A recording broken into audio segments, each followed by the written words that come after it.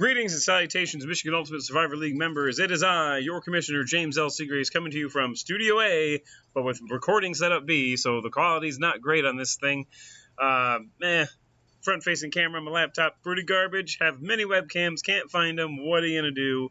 Big events happening this weekend. We got to clean this place up. So, week one is in the books, and for the most part, it was a pretty good week, I would say.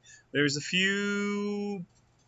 Two people who did not submit a lineup week one, which is, somewhat forgivable just because, maybe you can't get logged in or something, but I did give you ample time to get a hold of me.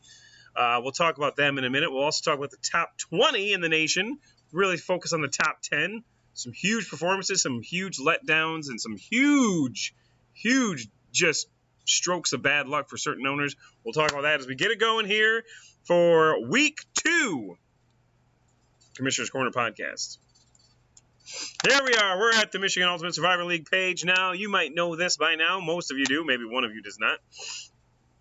Feel a little under the weather, which is great because I have a bunch of events this weekend.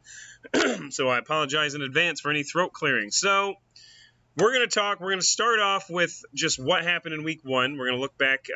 First of all, how do we not talk about the Nan-Tab Knights, okay? That team... I don't even know what conference he's in. I'll learn the conferences again because every year it's different. But point is that he was just horrendous matchups. He scored a ton of points. He scored 104.23 points. Oh, my God. And lost. So, lost to Play with Mike Ditka. Now the number 2 team in the nation, by the way. We'll talk about that here in a minute. But, there you see this picture of Batman on here. He's sad. He's crying. In case you didn't know, in case you didn't read that article that I put so much time and effort in. Not really. Nan-Tab Knights. Nan-Tab is actually Batman spelled backwards. He's a big Batman fan. You would think the Dark Knight crying his eyes out because he scored 104 points and lost. Whereas certain people scored a hell of a lot fewer points than that and won. So it all depends. This is why I always say this is kind of like the NCAA tournament.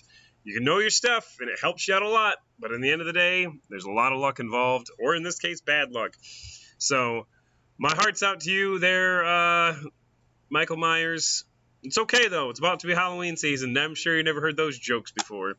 So without further ado, let's get right to the chase. Let's talk about the top 20 in the Michigan Ultimate Survivor League. But before we do the top 20, we like to do a little segment I like to call the Bottom 10.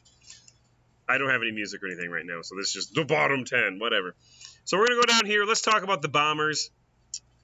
The Bombers just messaged me. They still can't log into the league somehow, and I'm going to fix it today. But luckily for the Bombers, we had the randomizer to make sure they didn't get a big fat 0, but it was pretty damn close as the randomizer generated a staggering 28.95 points for the Bombers, making them officially the worst team in the league. Now, week one randomizer is bad because you don't have top players to go by. It is a complete crapshoot. You could have backup starting. You could have the number 1 player in the league starting. It's a complete crapshoot. Of course, there are a lot more bums than there are good players, which is why usually week one, if you have to get randomized, your lineup is complete garbage. And in this case, it's pretty bad. Now, that being said, the number 2, a.k.a. the number 71 team in the league, is Lisinski's Legends, okay?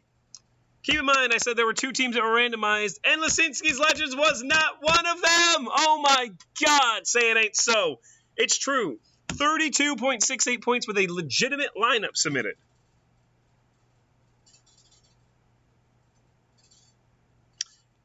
I had to take a moment of silence in honor of just how shitty that is. I'm sorry. At 32.68, you were almost outscored by both randomizers. You were outscored by the second randomizer, which is Tony Lay. Tony Lay, known the man for decades. He hired me to do the 20-year reunion for them just a couple years ago. Love the guy. He lives in Florida, okay?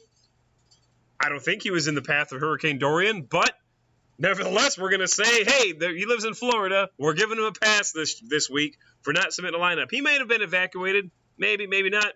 Hope all's well down there, Tony Lay. Nevertheless, your randomizer outscored Lisinski's Legends. Not so legendary, Lisinski. So we're going up here. A couple other bum performances. 99% luck, 1% heart. The Squadrels 39.13 points. Bare Naked Tigers, Jackie Woods, always up to no good, including in the scoring department. Alabama Muff Riders, Concussion Protocol, and Toon Squad. That rounds out the bottom segment. Now let's get to the top segment. Here we go. We're going to go through 20 through 19 really fast. Get a little shout out to you guys. Sticks it in ya, number 20. Number 19, the New Orleans Rock Chucks. Number 18, Trump Up the Volume, Steve Garrity. Number 17, Cheechki, who beat me this week, by the way. Congratulations. Number 16, Danny Lane's Collector Kings. Number 15, Josh Crampton's One Team, Tenacious D. Number 14, Giggle Giggle. In case you don't know who Giggle Giggle is Michael Myers as well, who scored 101 points with this team and actually won a game with over 100 points. So it wasn't a complete loss for him, but damn, that sucks. Number 13, Mayfield's Chubb. He's one of the new owners, I think. People change their names, I get thrown off, so I apologize. We'll find out more about Mayfield's Chubb hopefully later on in the year. Zeke's relationship corner, number 12, that is Tom Farmer.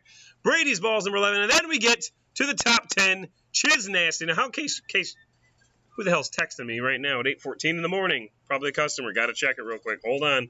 This is live. You never know what's going to happen live. Just ask Bill O'Reilly. Oh, it is a customer. It is a very important customer. We'll get back to Miss Foster here in a minute. So here we go. Chiz. Okay, so how we determine the top 20, in case you're new, is we take your winning percentage. So you got to have wins first, and then we sort them by points scored. Doesn't factor in who you start, honestly. So it's not a great metric, but it's the best we got. Chiz Nasty, number 10. 1-0, 109 points. Granny's Baloney Curtains. 1-0, 109.15 points. Barely had. Riverside Rage and Raincords. The dude himself, Craig Monahan, is up at number 8. Number 7, we got Bring Back the Butt Fumble. That's Tom Farmer. He is sitting there with the 12 team and number 7 team in the nation, so well done for you. Stafford's Bastards, number 6. Uncle Rico, number 5, with 115 points. Better bring your A game. Rob Jazerski. Can I say it? He brought his A game this week, folks. Number 3, we got Arya's Blade. That's also a new owner. I got to see who that is because I respect the name. Too bad Game of Thrones just laid Lisinski's Legends in that season 8 there, so it was pretty good. Paul J. Ward, he is not a new owner, just changed his name, threw me off. Sorry, Paul. I'm sorry. Number 2, playing with Mike Ditka.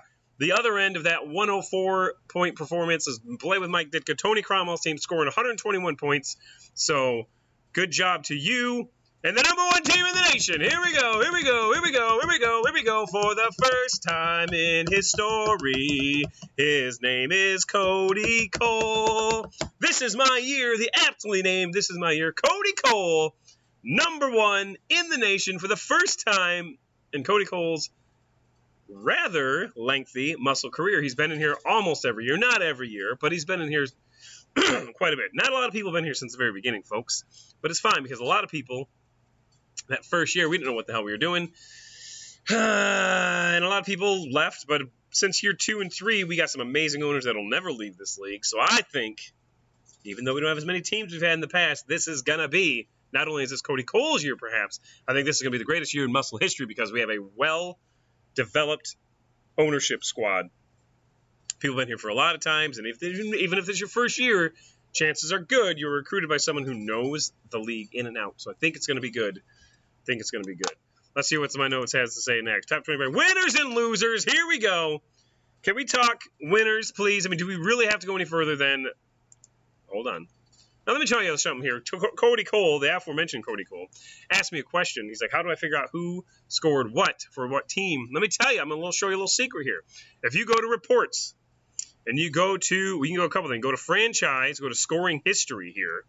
This actually will show you who each team has started. So you look at Providence Power. This guy's a real joker. It's my team. Jameis Winston. He'll be on my loser section here in a minute. Austin Eckler, David Johnson. But you can look and see Toon Squad.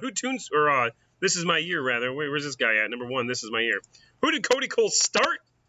Dak Prescott, Austin Eckler, Mark Ingram, Keenan Allen, Michael Gallup, O.J. Howard, Matt Prater, and the Seattle Seahawks defense. Every player on this lineup scored at least 10 points, with the exception of old O.J. himself. So that's kind of cool. But you can also go not quite as useful for owners, but great for stuff to talk about as a commissioner who's doing a podcast. Need to fill some time for a little bit. You go to reports, you go to player. Damn this mouse. Go down to starter points player. Check this out. This will show you, and then we just hit by player only. Hit now. And this will show you who has been started and how many people have started him. What I like to do is I like to go position by position. So we go quarterback. The number 1 starting quarterback last week was Lamar Jackson, who is my winner, by the way, one of my winners of the week. Obviously, he just freaking killed it. Scored 26.78 points this week. Dak Prescott also did very well, 24.7. 8 of you guys started him. That's the number 1 scoring. Jameis Winston, however, was started by the most people. 9 players, 9 owners started Jameis Winston. What a disappointing game that was. That was one of them. He threw 2 pick sixes, by the way. So, too bad you don't get points for throwing touchdowns to the other team. We look at running backs, and we're going to go 17 people started Austin Eckler, and they did a good job. 28.7 points for him. Second place, Chris Carson, Mark Ingram. My man, Mark Ingram, by the way. Glad he's on the Ravens. That's awesome. You just go here. Wide receiver. His number 1 starting wide receiver was Tyler Boyd. 12 people started him. He had a pretty good game, 7.1 points. That's nothing to cry about. Although, Deshaun Jackson scored that 23. What up? We go to tight ends. Nobody really cares since Gronk's gone. There's no real good tight ends. Maybe Kelsey, I guess. Delaney Walker, who, he had a great game, 17.25 points, but he also quoted the late, great Denny Green and said they are who we thought they were, as in the Browns kind of sucked.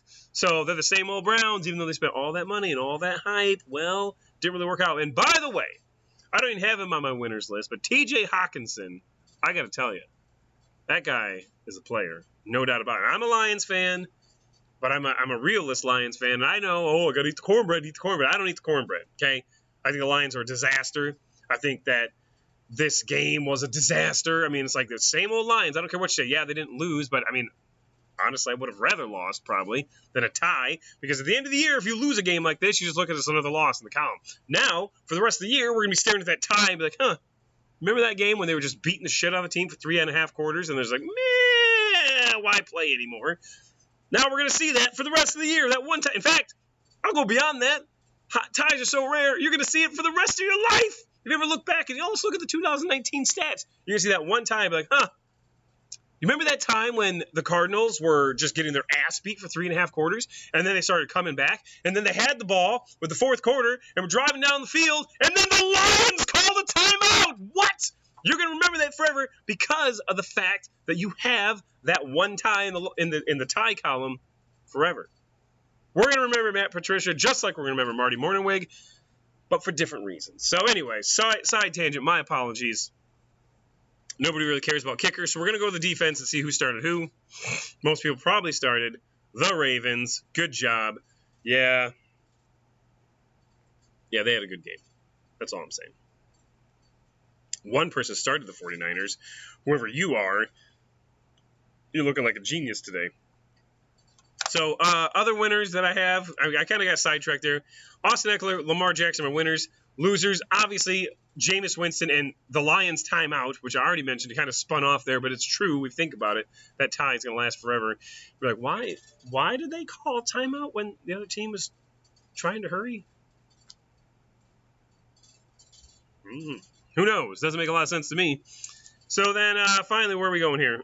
Games this week. Let's look at the schedule this week. Then we'll get out of here. I do not feel good. I can tell you that much. All right, so let's look at the interesting matchups here, okay? We only talk top 10 or like the really good team, like matchups that we know people playing against each other. So top 20, you got New Orleans Rock Chucks taking on the Irish Shamrocks. We got Cheechke taking on the Dublin Drunks. Play with Mike Ditka taking on the Hernandez Hitmen, who are 1-0 with 73 points, so that's a big game. Got to remember, all these games are conference now, so they're both 1-0. That's a big game. 52 Shades of Clay, 0-1 taking on Steve Garrity's Trump Up the Volume, so that's always good. Now you see me, now you don't. 0-1 taking on Nantab Knights. Michael Myers, who has something to prove. Look out. 104 points in that loss. That's still bad. Old Papa's Playas taking on the Lennon Hurricanes. Concussion Protocol taking on Bombers in a battle of 0-1s. Hopefully the Bombers will get their lineup in. J Footman Clan taking on Can I Get a Hot Chub? I realize I've started going through every one of these things, but it's fine.